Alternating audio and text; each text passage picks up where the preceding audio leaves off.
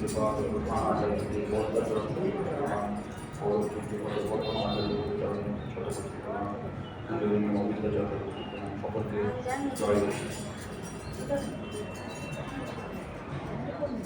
হচ্ছে 25শে জানুয়ারি, মানে আমাদের 24শে জানুয়ারি, তার মানে 2026-এ পা দিয়ে আমরা 24টা দিন পার করে ফেলেছি, তাই তো? এই 24টা দিন আমরা যে পার করে ফেললাম, দেখি টের পেলাম যে 24টা দিন পার হয়ে গেছে। আজকে আমরা 24শে জানুয়ারিতে পড়ে আছি। খুব দ্রুত আমাদের সময় কাটছে না, তাই তো? সকাল রাত হয়ে যাচ্ছে না? এই দ্রুত সময়ের মাঝখানে যখন হঠাৎ করে একটা দুর্জয় নেমে আসে, তখন কেমন লাগে? তখন মনে হয় না সময়টা থমকে গেল কিছুক্ষণের জন্য? এরকম ভাবে যদি চলতে থাকতো সকাল রাত করে, তাহলে আনন্দে পুরো দিনটা কেটে যেত, তাই তো? কিন্তু যখনই দুর্জয় নেমে আসে, তখন মনে হয় সময়টা কিছুক্ষণের জন্য থমকে গেল। তাই 2026টা আমাদেরকে একটা ব্রত নিতে হবে, যাতে যতই দুর্জয় আসুক না কেন, এটা আমাদের লাইফের একটা অংশ বলতে পারি আমরা। আনন্দ এবং দুঃখ লাইফের একটা অংশ, তাই তো? তো লাইফের যখন অংশ, সেটাকে আমাদেরকে একসঙ্গে নিয়েই চলতে হবে। তাই জন্যে আপনারা এর আগে যখন এসেছিলেন, আপনারা দেখতে পাবেন যে আমরা এএসএস এর পক্ষ থেকে একটু কিছু নতুন ইনিশিয়েটিভ নিয়ে এসেছিলাম।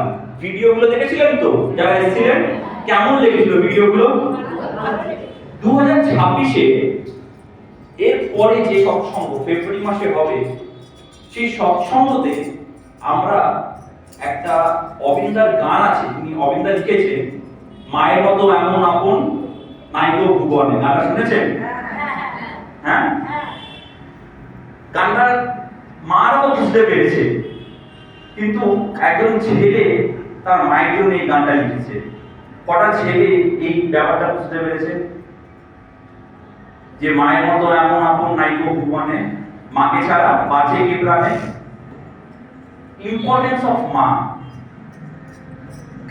আমরা আগামী দিনে এই সাবজেক্টের উপরে একটা সুন্দর ভিডিও নিয়ে আসবো। আপনারা সকলে আসবেন এবং আপনারা চেষ্টা করবেন যে আপনাদের সঙ্গে আরো যারা মায়েরা রয়েছে, কারণ আজ আমার মা আছে কিন্তু আমার মায়ের মা নেই। আমরা কোথাও না কোথাও মাদেরকে মিস তো করি, তাই না? কোথাও তো মনে পড়ে তো সেই ছোটবেলার দিনগুলো যখন আমার মা ছিল।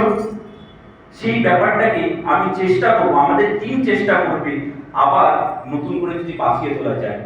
কেন? তার একটাই শুধুমাত্র আমাদের ইচ্ছে যে আগামী প্রজন্ম যেন এই ইম্পর্টেন্সটা বোঝে, আর যাতে মাদেরকে কোথায় না পাঠায়। আর একটু জোরে বলুন। আপনারা কেউ যদি চান না বৃদ্ধাশ্রমে, কারো তো ইচ্ছা করে না, কিন্তু বাইরে থেকে যখন জোর করে পাঠিয়ে দেওয়া হয় তখন কি করবে? হ্যাঁ, কি তখন কান্না লাগে তো? দয়ালের কাছে কাঁদলেই হবে? দয়াল বাঁচিয়ে নেবে? দয়াল এখানে বসে আছে।